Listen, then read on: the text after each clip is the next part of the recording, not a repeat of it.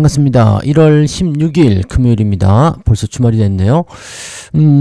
이번 주 마무리는 그래도 좀 깔끔하게 나올 것 같아요. 다우지수, 나스닥, S&P 500 모두 상승 마감으로 다시 전환이 됐습니다. 반도체 쪽이 강하게 올라줬다 이런 얘기가 나오는데 TSMC가 실적이 좋게 나왔죠. 그리고 대만과의 관세 협상이 마무리되면서 TSMC가 또 대규모 투자 이런 부분들을 발표를 했죠. 그러다 보니까 이제 AI 관련한 쪽이 다시 후끈 달아오르는 모습이긴 했는데 재밌는 건 이거예요. 후끈 달아오르기는 했는데 아직은 이제 고점인 것 같다라는 식의 이야기들이 계속해서 나오고 있다는 얘기죠. 옛날에는 이렇게 나왔으면 그냥 뭐 7% 막 10% 막 이렇게 올랐을 텐데 사람들이 조금 달라졌다라는 것이 조금은 다른 내용인 것 같아요. 그래도 뭐 어쨌든 반도체 지수나 이런 것들 다 많이 올랐고 어제 뭐 엔비디아 같은 경우 2% 넘게 상승하는 모습 좀 있었죠. 대신에 또 재밌는 게 있어요. 엔비디아 올라가니까 알파벳은 또 떨어지고 막 이런 모습이 있기도 합니다. 어제 알파벳은 또 마이너스였어요.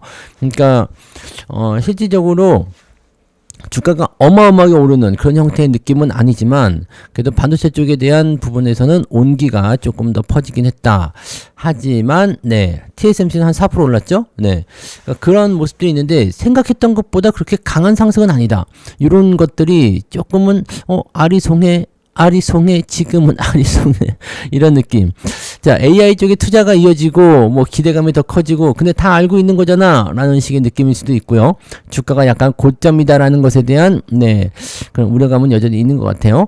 다우지수는 0.6% 상승 마감, 나스닥은 0.25, S&P 500도 0.26 이렇게 상승 마감이 됐는데 시작 전보다는 좀 떨어지는 모습이에요. 장중에 좀 올랐다가 마감에 조금 깎아먹는 그런 모습으로 갔죠. 그래서 요거는 부담감을 느낀 사람들이 올라올 때 차익 매도를 또 때렸다 이렇게 볼 수밖에 없거든요. 그래서 상승이 아주 공격적으로 일어나지는 않고 있다라고 생각하셔야 됩니다. 그래서 여전히 변동성에 대한 또는 주의를 해야 되는 부분에 대한 내용들은 남아있다라고 생각하셔야 되겠죠. 그 정도 보시면 될 것 같고요. 자, 뉴스 넘어가서 보도록 하죠. 뉴욕 증시 반도체는 좋은데 고점은 좀 부담스럽다. 제가 지금 해드린 말씀 그대로 나오고 있습니다. TSMC가 역대 최고 실적을 경신하면서도 반도체 업종 전체가 달아올랐다. 그런데 상승분을 빠르게 토해내면서 고점 부담 또한 여전하다라는 점이 드러났다. 자, 이거를 우리가 어떻게 해석해야 되냐면 우리가 삼성전자를 예를 들어 볼게요. 삼성전자 주가가 계속 신고가예요. 어제도 신고가 나왔죠? 좋아요. 흐름이 좋은데 문제가 뭐냐? 실적은 좋아요. 실적도 좋고 다 좋은데 너무 올랐다는 얘기죠. 너무 올랐는데 걱정스러워, 부담스러워요. 물론 주가는 걱정의 벽을 타고 올라가기지만 너무 지나치게 많이 오르면 답답하죠. 근데 여기서 우리가 또 맹점이 뭐냐? 근데 실적은 계속 좋아지는데요. 그럼 주가는 그래? 근데 너무 오르긴 했는데 이렇게 되는 거거든요. 근데 더 좋아진대. 근데 많이 올랐는데 더 좋아진다는데 많이 올랐는데 어쩌라고 이렇게 되는 거죠. 그래서 결과적으로는 이렇습니다. 실적이 계속 좋아지게 되면 주가가 크게 떨어지진 않아요. 단기적 조정은 받을 수 있겠지만 주가가 크게 하락하지 않습니다. 그래서 내렸다 올랐다 해서 반복하는 모습이 나타나는 거고 그러면서도 조금씩 계속 상승하게 되겠죠. 그리고 5,000포인트가 얼마 남지 않은 상태에서 삼성전자의 힘이 절대적으로 필요하기 때문에 이쪽을 끌고 넘어가서 5,000을 터치시켜버릴 수도 있어요. 그런 내용들이 있는 거고요. 대신에 이제 실적이 어느 정도 정체기로 들어가게 되면 주가는 크게 떨어질 수가 있겠죠. 그게 어떻게 해석이 되냐면 2차전지 쪽을 잘 생각해 보세요. 2차전지도 기대감을 통해서 주가가 오르고 또 오르고 하다가 결과적으로 실적이 이제 정체기에 들어가니까 주가가 크게 떨어지죠. 자, 그런 추세까지는 반도체가 주도할 수도 있다. 근데 지금 시점에서 그럼 반도체가 더 올라가니까 사야 되느냐? 아니죠. 2차전지 다시 생각해 보세요. 고점에서 사가지고 찔끔 먹으려고 들어갔다가 크게 당하잖아요. 먹을 것도 별로 없는데 리스크가 있는 상황. 자, 그래서 가지고 있는 분들이 주가 상승에 대한 기대치를 가지고 보유하는 것은 괜찮아요. 아니면 물량을 조금 줄여서 대응하시거나 이거 다 괜찮은데 지금 들어가신 것은 조금 부담스럽다라고 볼 수밖에 없겠죠. 그러니까 미리 사야 돼. 싸게 사서 미리 사서 수익을 챙겨놓은 상태로 추이를 보면서 어디서 팔까 이게 고민하는 건 괜찮은데 지금 사가지고 대박 수익을 노려야 되겠다. 이거는 쉽지 않을 거다라고 생각하시면 된다는 얘기죠. 자, 일단 그래요. 그래서 TSMC가 인공지능 칩 수요에 힘입어 역대 최대 실적을 비용을 늘렸다. 그리고 자본 지출을 560억 달러로 늘릴 것이다. 와, 이것도 2배 이상 늘린다니, 많이, 2배가 아니군요. 520억에서 560억 달러 사이로 늘릴 것이다. 많이 늘린 거죠. 네. 그렇게 되면서 TSMC, ASML, 램 리서치, 어플라이드, 머티리얼즈는 5% 안팎으로 상승했다라고 되어 있습니다. 자, 이런 부분들이 나타나면서 이제 기대 요소가 생기는 거겠죠. 계속 네. 붙잡아가는 요소가 나올 것 같아 보입니다. ASML도 역사상 처음으로 시총이 5천억 달러를 넘었다. 우리 삼성전자도 1,000억 원 정도는 넘어가야 되지 않겠습니까? 네, 천조죠, 천조. 그 정도 넘어가야 되지 않을까 생각되긴 하네요. 자, 아무튼 그러하고요. 네. 그리고 이 AI 쪽에 투자를 계속해서 하겠다라는 그 엔비디아 이야기도 있었기 때문에 기술주 쪽에 대한 기대 요소, 그 다음에 반도체, 특히 반도체 쪽으로 집중되는 그런 요소가 있었다라고 보시면 되겠습니다. 자, 근데 은행주 역시도 마찬가지요. 모건 스탠리, 골드만삭스가 모두 급등세를 보였고요. 실적이 예상치를 웃돌았다. 자, 물론 이제 이 신용카드 이자율 상한에 대한 가능성, 이 부분들은 부담스러워서 다른 기업들은 좀 떨어지긴 했습니다만 모건하고 골드만이는 올라갔다. 얘들은 이제 대표적인 투자은행, 물론 다른 기업들도 IB예요. 투자은행이기 때문에 그렇다라고 볼 수 있겠습니다만 이 모건 스탠리나 골드만삭스 같은 경우는 네, 주가 급등의 요소가 굉장히 크게 작용할 수 있기 때문에 주가가 오르면 네, 얘네들은 실적도 같이 올라가니까 기대 요소가 좀 커질 수는 있겠죠. 네. 기술 전반적으로 강세는 아니었다. 애플과 마이크로소프트, 알파벳, 테슬라는 약보합, 아마존과 브로드컴, 메타는 강보합. 네, 조금 내리고 조금 오르고 그런 모습이다. 그러니까 보통은 이럴 때는 얘네들도 다 같이 달러 올라가는데 그러지 않았다는 것은 조금 애매한 부분이긴 하겠다. 그죠? 자, 그런 정도입니다. 특이 내용은 아닌 것 같아 보이고요.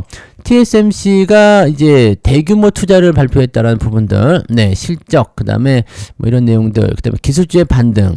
근데 아직까지는 뭐라 그럴까요? 반도체 기업들이 이익 성장을 지속할 수 있다는 데 대해서 비교적 확신을 가지고는 있다. 하지만 네, 이익 성장을 계속해서 달성할 수 있을 것인지에 대해서는 확신하지 못하고 있다라는 거죠.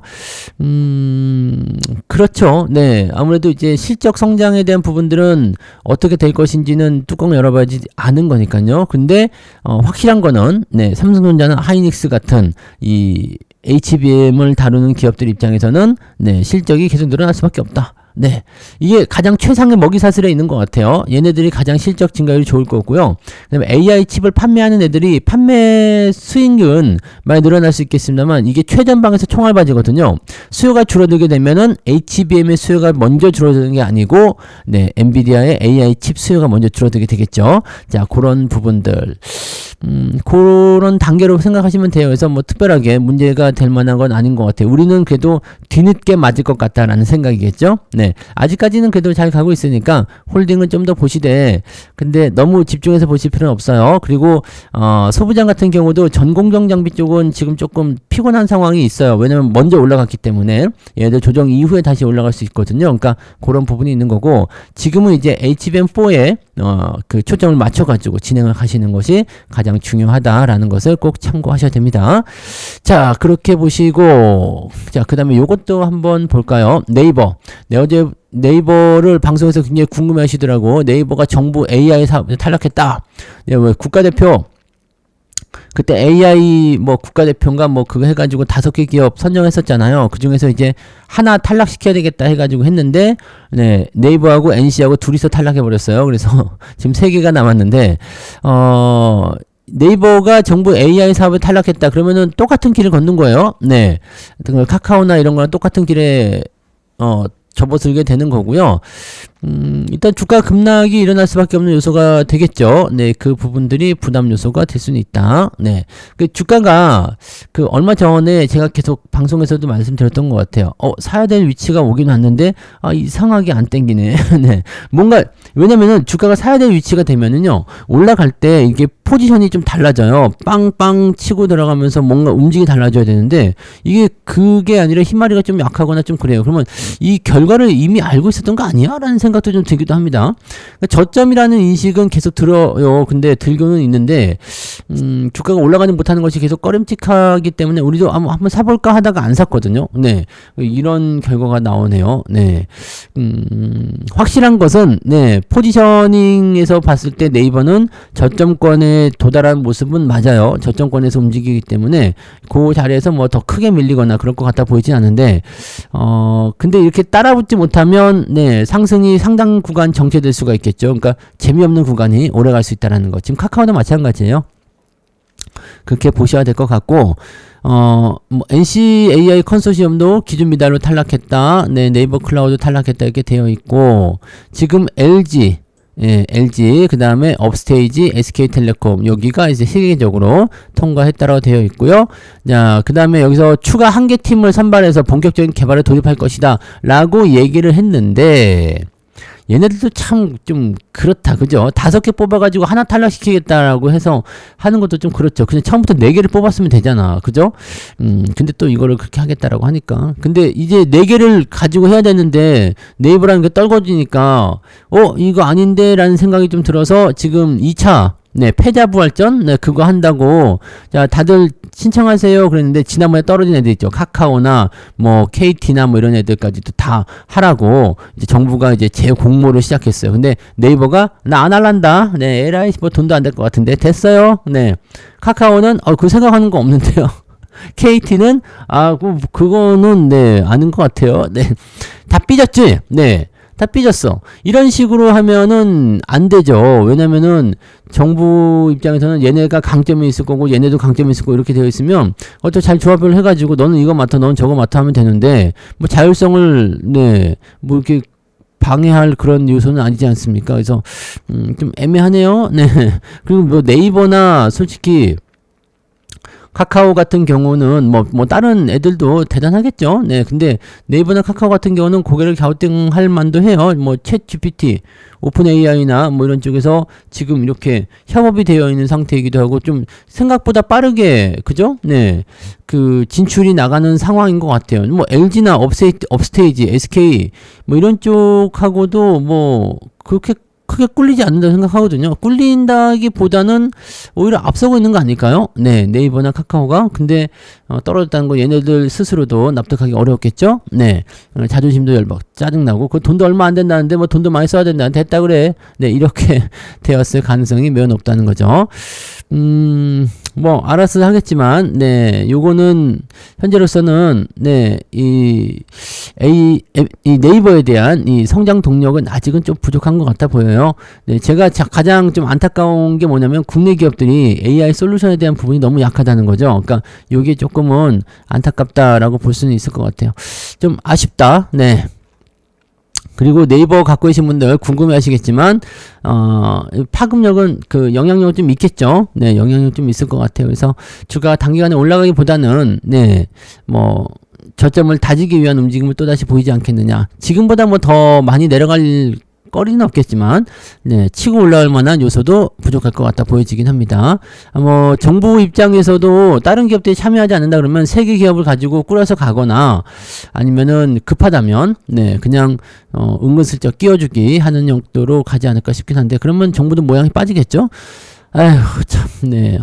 왜들 이렇게 하는지 모르겠는데, 아무튼, 뭐, 각자 정해놓은 기준이 있겠죠? 네, 그래서, 그런 식으로 일단 생각하시면 될 것 같아 보이긴 합니다. 네이버는 네, 주가 포지션이 조금 애매해질 것 같다라고 생각을 하시는 게 맞겠죠. 네, 그 정도 보세요. 네, 자, 그 다음에 하나 더 볼까요? 네, 주가 급등의 어닝 쇼크 옵니다.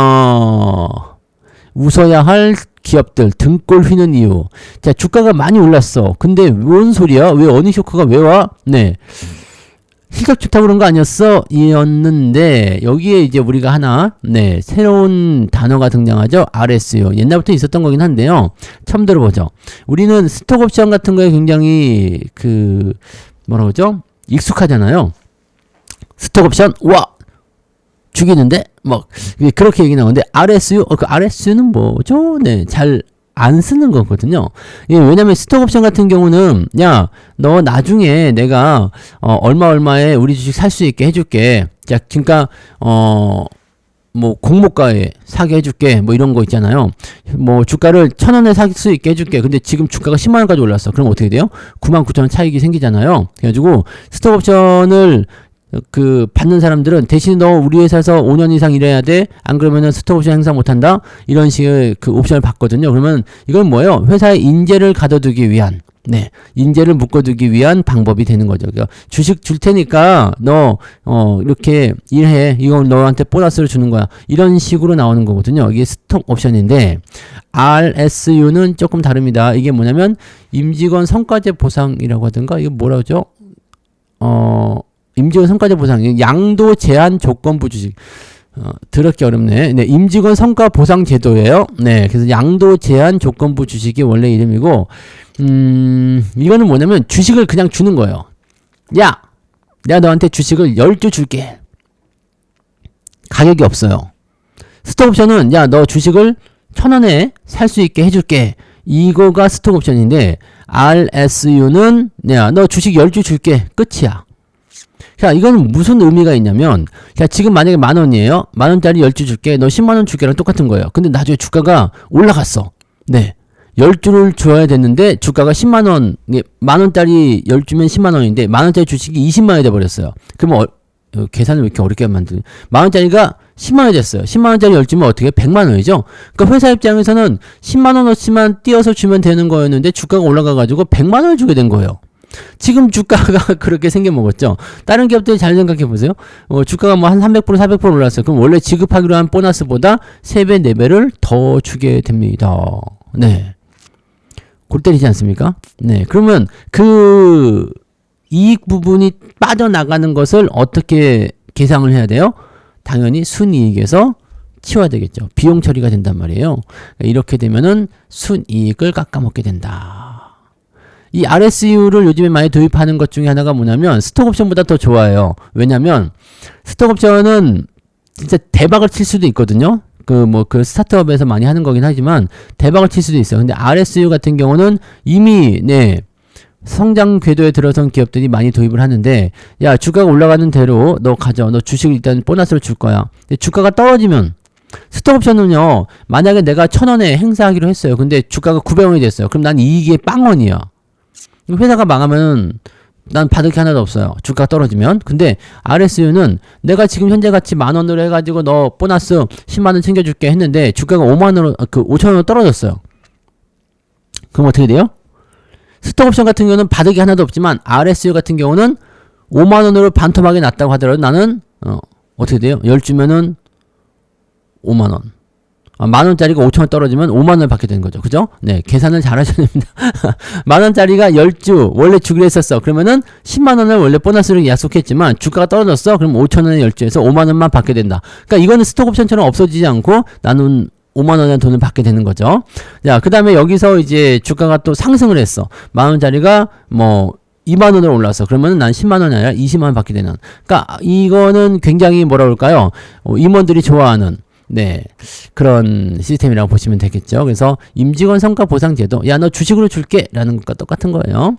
자, 이렇게 되어 있습니다. 그래서 대부분은 이제 돈을 내보내는 것이 아니라 주식을 주는 부분이죠. 네, 주식을 주는 부분이 되고, 현금 결제로 하게 되면은 일단, 뭐 단기 손익에 영향을 미치게 되는 거죠.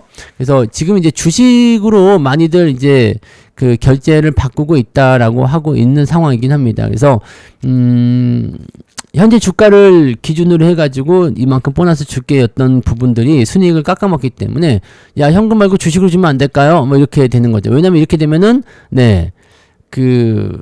주식으로 나가는, 근데 어차피 이것도 전부 다 그거예요. 네.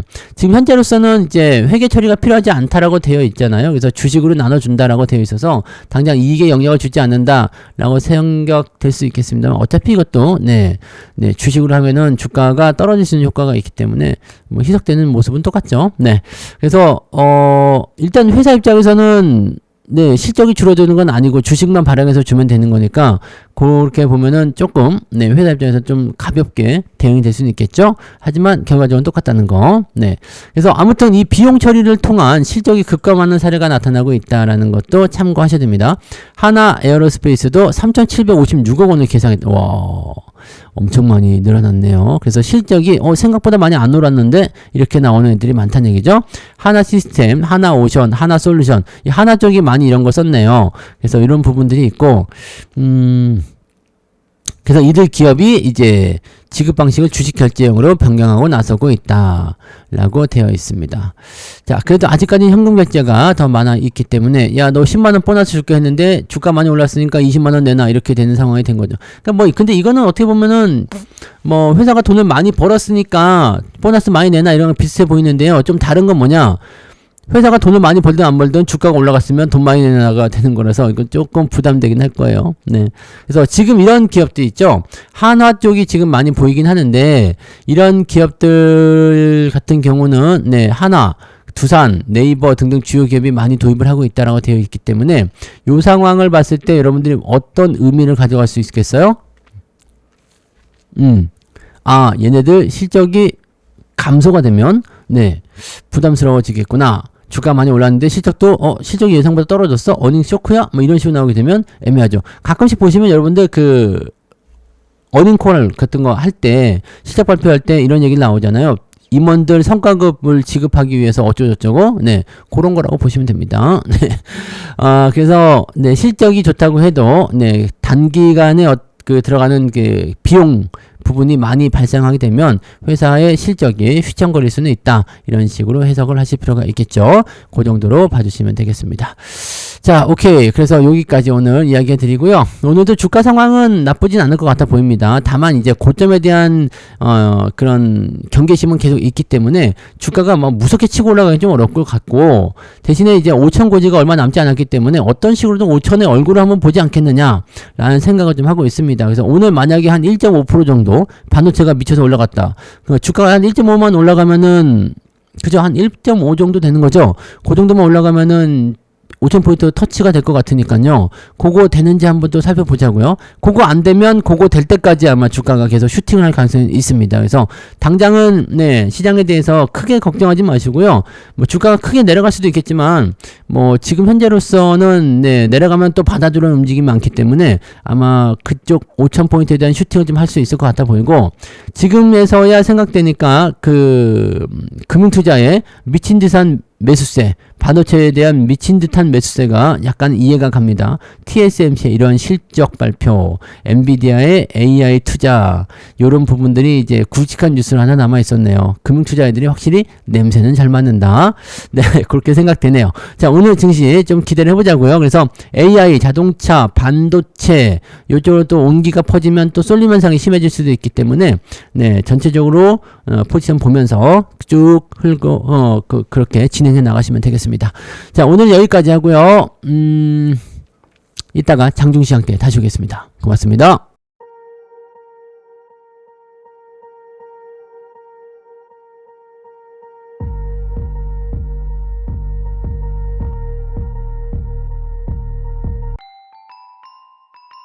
본 방송에서 제공되는 모든 정보는 투자 판단의 참고 자료이며 투자의 최종 책임은 본 방송을 이용하는 본인에게 있습니다.